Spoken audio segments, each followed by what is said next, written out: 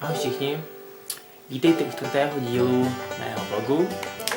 Za začátku bych mohl zrekapitulovat lehce včerejší večer, protože včera večer jsem přišel už hodně pozdě domů, tak jsem to nestíhal už natáčet a ještě to uploadovat, takže jsem to vyprdnul.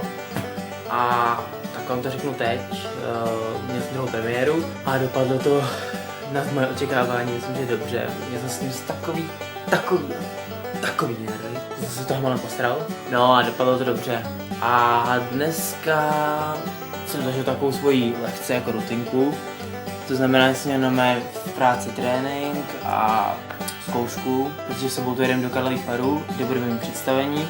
Teď ještě než jsem dorazil domů, tak jsem koupil ještě tady balení PDček, který si může hodit, protože zítra nám začíná už druhá zkouška na horošku, kterou vytváříme k Zbrusunovému videu, který bude na Rehanu.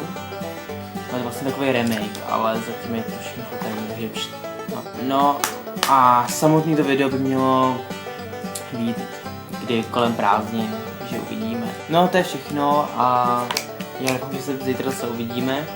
Přeju hezký večer, dobrou noc. Zítra. Čau.